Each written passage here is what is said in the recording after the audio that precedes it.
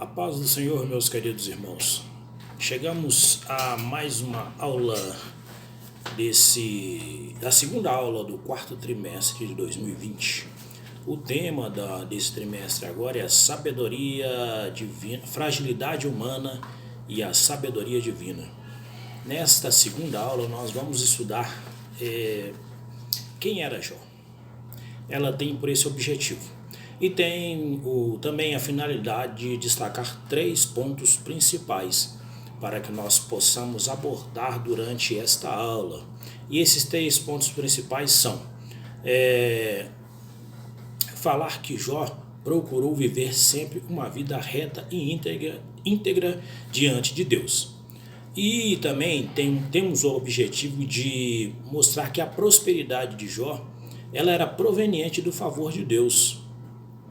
E no terceiro ponto, que é o último, é mostrar que Jó é um exemplo para o crente de todos os tempos, do passado, do presente, e também será o exemplo para os crentes do futuro, pois ele sempre, como o texto bíblico nos fala que Jó era um homem reto, íntegro, temente a Deus e que se desviava do mal durante toda a sua vida. Jó é um exemplo de cristão, porque mesmo em meio a uma sociedade que vivia em adoração a vários deuses, ele conhecia o único verdadeiro Deus, se manteve fiel e conduzia sua casa nos caminhos do Senhor, procurando fazer com que a sua família espelhasse o seu próprio procedimento, tanto como durante a vida, tanto com o que ele falava, mas principalmente como que ele vivia. As suas atitudes eram todas positivas, nos mostrando que verdadeiramente ele é um exemplo para os crentes da atualidade e para mim dos crentes que estarão por vir. Jó era um homem de caráter irrepreensível e nós iremos abordar ou aprofundar um pouco mais sobre esse assunto. Esta aula é a aula do dia 11 de outubro de 2020. Quem era Jó? O texto áureo ele tem a seguinte proposta: havia um homem na terra de Uz, cujo nome era Jó, e este homem era sincero, reto, temente a Deus e que se desviava do mal. A verdade prática para essa aula é: quem zela por um caráter irrepreensível obtém o testemunho acerca da sua integridade. Assim como Jó teve o testemunho sobre a sua integridade, nós também teremos um testemunho da nossa integridade se nós vivermos uma vida reta, íntegra, e se nós nos desviarmos do mal. As pessoas olharão para você e verão você uma pessoa confiável, e também nós teremos o favor do nosso Deus, porque nós estamos caminhando segundo a vontade dos homens e segundo a vontade de Deus. O primeiro tópico vem falando sobre integridade. A integridade de Jó, ela não era algo externo, ela era interior.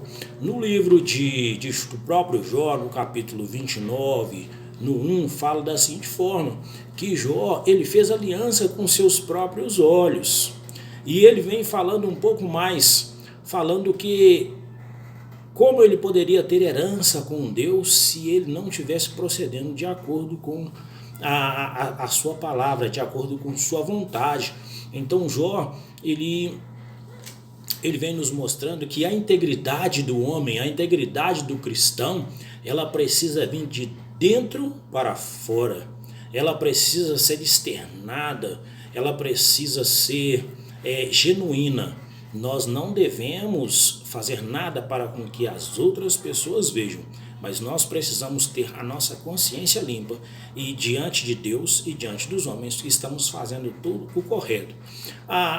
O versículo fala da seguinte forma, ele fala assim: fiz aliança com meus olhos, e como pois eu fixaria um olho em uma virgem? Que porção teria eu com teria eu de Deus lá em cima?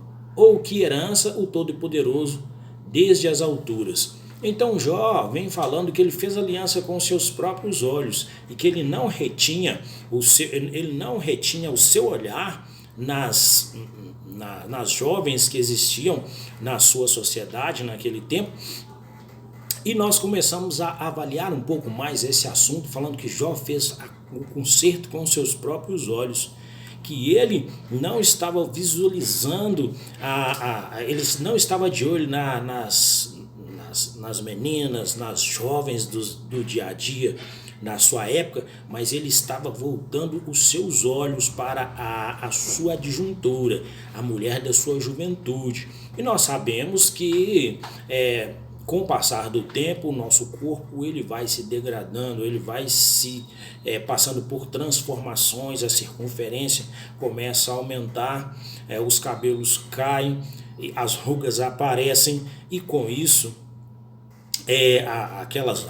as pessoas mais novas, mais jovens que estão aí na flor da mocidade, estão com tudo em cima, com a pele perfeita e não é de se imaginar, não é de se assustar quando um homem mais velho ele precisa fazer conserto consigo mesmo, com o seu interior, para que ele não se desvie no caminho, assim como os gentios ou como as pessoas que vivem nessa sociedade têm feito.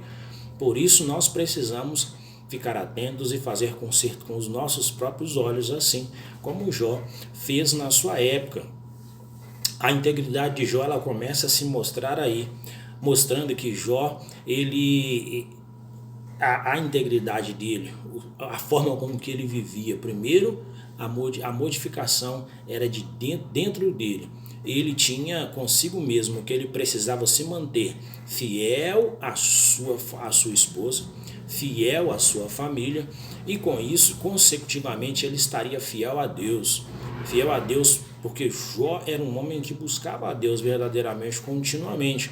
Mas a sua integridade não era só com Deus, a sua integridade era completa, ela era perfeita, ela fechava um ciclo de correção, pois quando nós fazemos um conserto com nós mesmos, que nós não iremos ficar cobiçando aquilo que não é nosso, assim como a palavra de Deus diz que nós não devemos cobiçar aquilo que não é nosso, do nosso vizinho, o seu carro, a sua casa, nós não devemos cobiçar aquilo que não é nosso. Nós podemos desejar algo se nós trabalharmos para adquirir aquilo, como um fator inspirador para o nosso trabalho, mas não desejar aquilo que é do outro, sem trabalhar para conquistar. Jó, ele se manteve íntegro em todas essas partes, não só com relação ao conserto dos olhos, com relação à sua fidelidade para com Deus, mas a sua fidelidade para com sua família. Quando nós fazemos um conserto com os nossos olhos, nós estamos dizendo que nós estamos sendo íntegros para com nossa família, e sendo íntegros com nossa família, nós também estaremos fazendo aquilo que é a vontade do Senhor, pois o Senhor tem o desejo que nós sejamos pessoas corretas nessa terra. Tem uma palavra que espelha muito bem a integridade de Jó. Deus sonhou uma palavra para o povo de Israel, que era Jerusalém. Essa palavra significa justo, reto, sincero, íntegro, correto. Um homem de caráter ilibado, uma mulher de caráter irrepreensível. No subtópico 2, nós vamos falar da retidão. Jó era um homem reto. No livro de Jó 29, 17, vem nos falando um seguinte versículo, que quebrava o queixo dos perversos e dos seus dentes arrancava a presa. Jó, como ele era um homem muito rico no seu tempo, a Bíblia fala que não existia ninguém mais rico do que Jó na sua época, e Jó era um homem reto, correto, sincero, era um homem que buscava a Deus. Muitas pessoas iam até ele com suas necessidades para serem aconselhados por Jó. E Jó, nesse versículo, ele fala que aquelas pessoas que não tinham como lutar por suas causas, que estavam sendo injustiçados pelos perversos, Jó ia até essas pessoas, socorrer essas pessoas como se fosse um advogado, advogando por elas e fazendo com que os malfeitores agissem de forma correta para com esses necessitados. Então Jó, a retidão de Jó não se passava só dentro do seu lar, mas a retidão de Jó se passava também pelas pessoas que estavam em sua volta e que sofriam necessidades e que iam até ele para poder ter auxílio. Então, nós aprendemos com isso que quando as pessoas chegarem até nós e necessitadas de algo, necessitando do nosso apoio, então nós devemos auxiliar essas pessoas, porque Deus assim fez. Foi o Senhor que mandou. Não foi a nossa atitude, não foi a nossa retidão que fez com que essas pessoas passassem a confiar em Jó, mas era o próprio Deus que estava fazendo isso, fazendo com que aquelas pessoas chegassem até Jó, para que Jó as socorressem.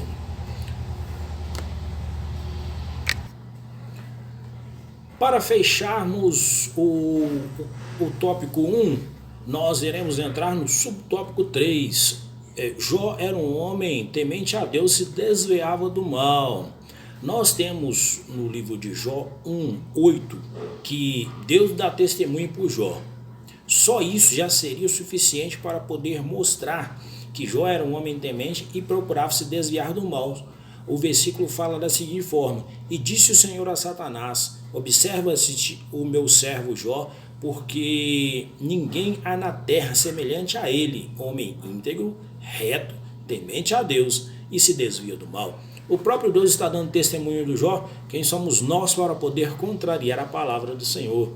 Mas vamos para Jó 1:5 também, para poder aprofundar um pouquinho mais sobre essa questão do temor de Jó. A palavra diz o seguinte: sucedia, pois, que, decorrido o turno dos dias que banqueteavam os filhos de Jó, enviava Jó e os santificava, e se levantava de madrugada, oferecia holocausto, segundo o número deles, porque dizia: porventura pecaram meus filhos ou amaldiçoaram a Deus no seu coração. Não que os filhos de Jó tivessem pecado, não que eles tivessem erro, tivessem feito algo errado, mas Jó preferia sacrificar a Deus, pedir perdão por algo que os seus filhos não tivessem cometido, do que ficar sem fazer e logo viesse a desagradar ao Deus que ele tanto amava e tinha respeito por ele. Logo voltaremos com o tópico 2.